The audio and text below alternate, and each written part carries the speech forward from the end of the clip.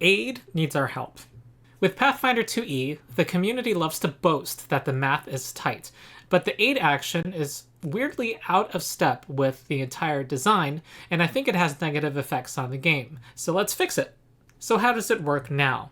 Right now, aid is a reaction that you can use to help an ally with any skill check or attack roll. So not perception checks and not saving throws. You make a check of your own, which is a skill check or attack roll, of a type decided by the GM, so you have to get agreement with your GM first. But you can't always do this. You had to have prepared to help in some way, usually with an action during your turn.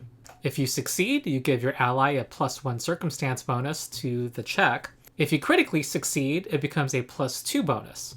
And if you critically fail, roll 10 or lower below the DC, it is a -1 circumstance penalty. And it also says that the typical DC, the number you need to reach, is 20. But the GM might adjust this for particularly hard or easy tasks. Before I go on, I will point out that GMs should use their discretion on what they allow. The player needs to have some sound reason. That fighter who is legendary with weapon attack rolls will need to convince you that they are helping the medic do a medicine check to revive a dead character. You're also free to say no, it's not possible if the task is particularly difficult and they're untrained on the skill or not trained high enough. As written, I think aid has a set of problems. First, it creates a reverse difficulty curve. New players almost always start at level 1, as I and others recommend. But that's also when the game is at its hardest. Low-level play is deadlier play. And at level 1, getting a 20 on your aid check is quite hard. At level 1, let's say you want to specialize and be as athletic as possible. So you get a maximum 18 in your strength. That will give you a +7 bonus to athletics. If you want to aid your ally in forcing open a door or breaking out of a grapple, you have a 40% chance of succeeding or better. You are more likely than not going to fail. And there's a 15% chance that you will make it harder for them. As you level up, let's say you become level 3 and become expert in athletics and get a lifting belt to improve your athletic score, you now have a +12 to the skill. It is now much more likely that you'll succeed, and it looks like a much better prospect. When you become level 7 and become a master in the skill, you have a 95% chance of succeeding, and the critical success result, because you are a master, increases to a +3. Things get really crazy when you level up even higher. When you're level 15 and become legendary in athletics, there is 0 chance that you will fail. Even a natural 1, you will succeed at aiding your ally. And you just need to roll a 2 or higher to get a critical success and give a fat +4 bonus to your ally's check. And it's at the higher levels when players have more abilities to deal with challenges and the game arguably gets easier. And so this exacerbates the reverse difficulty curve that exists in the game. And this makes it harder to onboard new players to Pathfinder 2e because, again, this is where they're getting their first impressions of the system. This is when the game is at its hardest, and Pathfinder 2e can be surprisingly hard to people used to other systems. And this is also when players are supposed to be learning that teamwork is actually quite powerful in the game. But we have the generic teamwork ability being actually a net minus for the group. The aid action is teaching players not to aid each other. This is harmful for the game. This has other negative effects. It destabilizes what is otherwise a sound and reliable encounter building system. Pathfinder 2e is unique in how good and reliable this system is. But by making the more difficult low levels harder and the easier higher levels easier, this rule as written makes the system less reliable. In a system where players like to say every +1 matters, a +4, an automatic +4 will matter even more and can be saved for those critical checks in the game.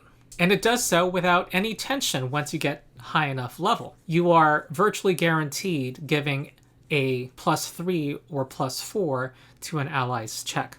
For those who haven't played Pathfinder 2e much, Pathfinder 2e with its 4 degrees of success, adds tension to nearly every roll in the game. The math is tight. The bonuses and DCs are balanced against one another, and nearly every D20 roll has a fair chance of being 3 different outcomes.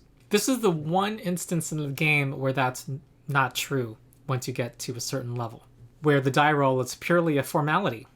Also, it is not intuitive. One way it's not intuitive is that you have 0 effect on a failure. It's fair to think that you're going to help in some way unless you really blow it. If our level 1 character who specialized in athletics is helping to push open a stuck door, you would think that even on a below average effort, they would have helped to some degree. And it feels bad, given that they thought to aid an ally and probably had a creative moment, and they committed their action and their reaction to it. And it produces nothing. And it's more likely to produce nothing than succeed at level 1. Another way it's unintuitive is that a flat DC of 20 doesn't make much sense.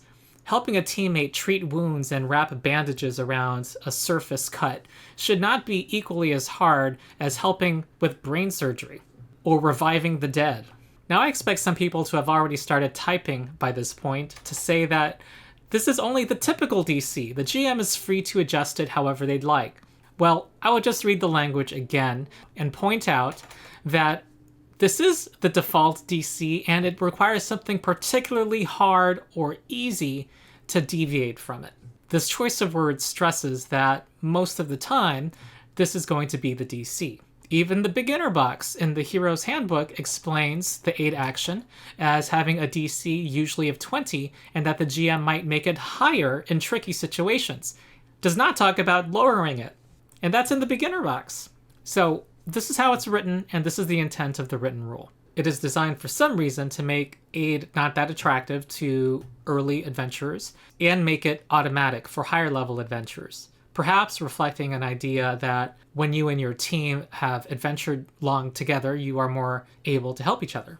But I don't think that's worth the negative effects it has on the game. So what do I propose? Well, I propose Ronald's rules of aiding. I have a video on Ronald's rules of rolling to prevent cheating with dice rolls at the table if you're interested.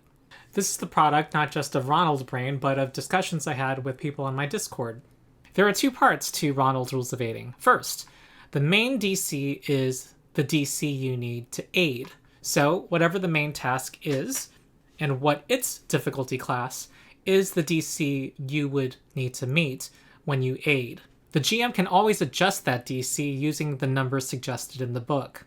So now when you're level 1 and you're trained in medicine and you want to help somebody else treat wounds, the DC is probably 15. It's much more likely that you're going to succeed now than trying to get a 20. Also, if they're trying to do brain surgery or try to resuscitate someone from the dead, that would require a 40. You should probably not get involved. You're probably going to harm more than help.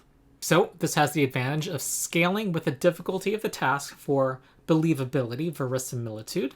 It's also easy to use because the GM already knows what the DC you need is. It's right there. And it's as strong at low levels as it is at high levels. This makes its power relatively flat from level 1 to 20. This makes the game a little easier when it should be made easier and a little harder when it should be made harder. It also maintains the tension of that aid check, of that D20 roll. That never gets lost. Now, I had a discussion with some people on my Discord about whether it should be a standard DC of your level, the level of the person aiding. I could see the logic for that. The main reason I did not go with this is that it's less easy to use. You need to have this table memorized. And also it scales with your level, regardless of the difficulty of the task. There's just something more believable about aiding being easier or harder based on the difficulty of the main task. Another argument for this table, instead, was that against higher level boss creatures, you want to encourage teamwork. It's in those fights you want to reward people working together. When the boss's statistics are significantly higher than the party's, it would be maybe not what we want to promote for aid to be significantly less useful in those situations. It would be like the level 1 athletics example I talked about earlier. Well, that's when we get to part 2 of Ronald's rules of aiding, which is changing the results of the degrees of success that includes a failure giving a +1 circumstance bonus. The other parts are that critical failure still gives you a -1 because it's still hilarious when it happens at a table. A success is now elevated to giving a +2 circumstance bonus, and we preserve the +4 circumstance bonus from the written rule for legendary aiders to be a critical success for anyone. This means now that you are more likely than not going to succeed at helping in some way. And this makes sense. You did sacrifice an action and a reaction and did something in lore that is going to give them a little nudge. Now, is +4 too much? Well, it wasn't too much for the designers who made it an automatic result if you are high enough level. So it can't be too broken and beyond the pale for this game, particularly since it's going to be newly available at the lower levels, which tend to be deadlier than at the higher levels where this +4 bonus becomes automatic. So I've been using this in a couple of my campaigns so far, and it's nice that it almost always helps. It adds to the repertoire of third actions that people can do besides attacking a second or third time. It gets players thinking more about how they can help each other, thinking more as a team, thinking about, well, in this next round, is someone going to attempt something very important that I want to help? I have had some misgivings, however, wondering whether it is too strong when used in combination with some abilities that I'm about to show as examples. Bards can get the Inspired Competence composition, which as a cantrip lets them prepare to aid an ally using performance. And this is limited to skill checks, mind you. And if they fail on their check, it becomes a success instead. So with our house rule, they almost always will give a +2. And if you are legendary in performance, you automatically critically succeed. Okay, so the reason I think it's okay to use Ronald's rules of aiding if someone has this ability is, first of all, Inspired Courage is really strong and is competing for their 1 composition per round. Inspired Courage gives a +1 bonus to attack rolls and damage rolls and saving throws against fear of all your allies' checks that fall under those categories for the next round, not just a single check. The other reason is that under the current rule, the written rule, being legendary in a skill, appropriate skill, is gonna almost always give a +4 anyway. Another ability I was concerned about is Psychics, who can gain this ability if they have the right subclass. Recall the teachings. 1 action where they prepare to aid all of their allies within 30 feet and can use a single skill, occultism, to aid anybody with anything. Again, the reason I'm willing to try out this house rule is because the written rule is so automatic and generous for higher levels. So if that is the case, making a fraction of that power available at earlier levels, why not? So that's it. This is one of the shortest videos I've done in the recent past, and I want to know what you think. Do you agree with me that aid needs help? Do you think that my house rule is a good idea? Have you perhaps already been doing house rules in your games with the aid action or reaction? If you try out Ronald's rules of aiding, tell me how it went at your table. Did your table like it? Also, the fact that aid currently is limited to skill checks and attack rolls, I'd like to know more why that limitation is in place, because maybe you should be able to help your ally avoid a blow or succeed on a saving throw against a fireball. Maybe that should be explored also. Maybe increase the DC of one of their effects. However, I would be very careful about that because, again, this is house rule territory, that it not affect multiple enemies. Maybe affect only a single enemy. It might be too powerful to help your ally get a +4 to the DC of their fireball, for example. Maybe this part's a bad idea, that's why I put it at the end of the video. Hopefully this video opens a discussion. So that concludes my video. If you enjoyed this discussion, join my Discord where we talk about Pathfinder 2e, including design and homebrew, where we talk about ways we might want to improve the game. We also have a drop-in organized play system for Pathfinder 2e, where you can take a character from adventure to adventure. Also, support my Patreon. The Patreon allows me to continue this channel, and you get early access to most of my videos and exclusive access to many videos, including my series GMing Pathfinder 2e for D&D YouTubers. So that's it. I've been Ronald the Rules Lawyer, and I'll see you next time.